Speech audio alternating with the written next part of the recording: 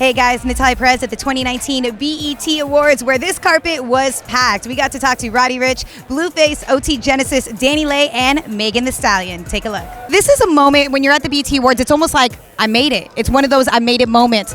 Like that. Have you ever, what were other I made it moments that you've had in your career so far?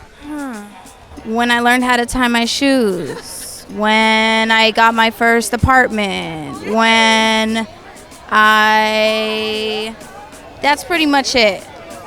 I don't know yet. It's still like, I kind of like move in tunnel vision, you know what I'm saying? So I'm not really like, I don't really look back and be like, look, Ma, I made it. I'm like, man, I still got so much more to do, you know what I'm saying? We just getting started. Yeah. This cat, this guy, that's Baby Gucci's model.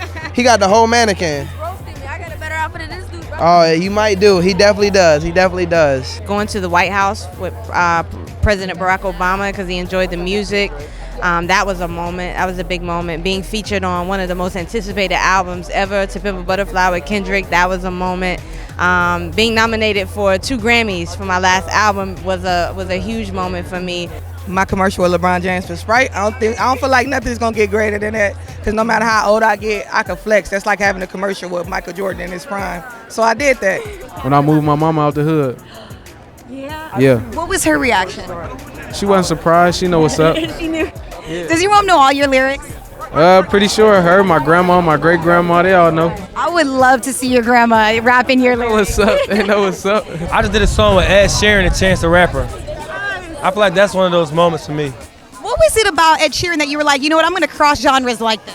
He reached out and I was just surprised that they was like willing to do a song and even interested in doing music with me and my brand, and I was just hype. I was like, let's get it. I would say when I shot the video with Chris, like I think that was just like a legendary moment for me, something I've always dreamed of. So what was it like working with Chris? Like, what's something about him that we might not know? I mean, I feel like everybody knows he's a goofball, he's a big kid, but he's just so nice. Like, he gave so much love to the whole crew, like everybody, like so humble. So people, I don't know, people might not know that about him. Now, the other day they released the XXL freshman class and your name, Blueface, right up there. How did that feel? Oh yeah, that was a great accomplishment, man. I feel like that was more for the fans. XL don't validate me, it just make my fans want to be fans more. So that's what I really do it for. You know, all these awards, it's more for the fans. I'm gonna say I really do think that this is one of the best freshman class that we've seen in a few years. Does that make it a little bit more special? Because I know a lot of people have been saying that as well. Oh yeah, hell yeah. It's definitely one of them classes where everybody on there is like viral. You know what I'm saying? Even though you make such amazing music that gets people turned up, you also are giving back as well. Why is that important to you? I keep saying I just do what makes me feel good, and making other people happy make me feel good. So. And what does BET Awards mean to you? Shit, it's just the start of the summer for me. Like, it's a hot girl summer that done let me in this motherfucker. So look, we finna turn up. We excited to see Mary J. Blige. No, that's really who we came here to see. We're here for Mary. Can you sing me a Mary song? It's all because of you. Hey, listen. The fact that you both singing at the same time was so dope. Listen, we here to see Mary. Yeah. We flew here. He flew from Philly. I flew from Detroit to see Mary J. Blige. This year, you know, I feel like women are really being represented in a great way. What does it feel like to be a part of this time in music as a female? It's wonderful because a lot of people are just opening up, and I feel like it's a time to be extra creative and extra, you know, just female, and just I really want to embrace that too in my music. So. I feel like it's time for them, you know, just as hip hop and as rap, we growing, you know what I'm saying? So it's a blessing to have females involved. We don't have enough of them. We don't have enough females rocking for the females, and I think that this, you know, is well deserved for all the females, and I think we need more. We need to keep empowering the females to be who they are. I think it was maybe about a week ago I saw you tweeting out about all the abortion bans that are going on, and as a man, joining the conversation with us women I thought was so beautiful, because I feel like we need more men about that. Why is that important to you?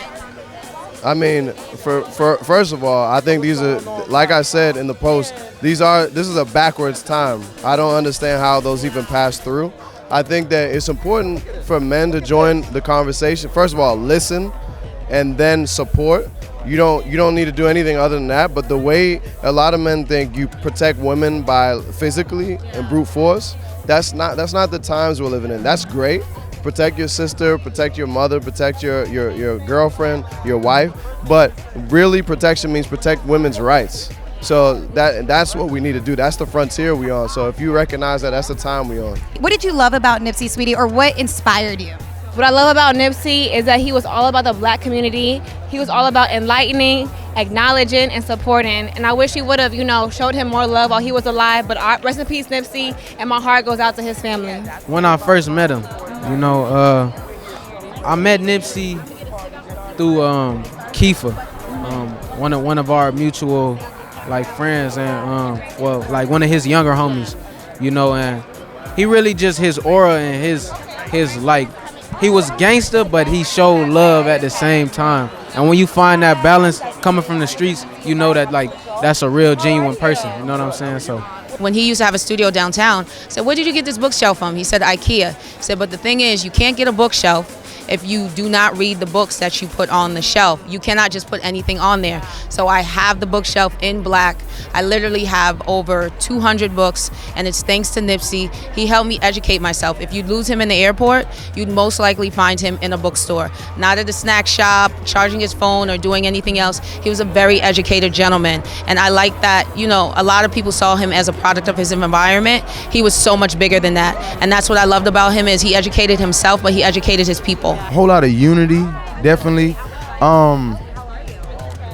Taught me more how to read books, read more, and help the community out for sure.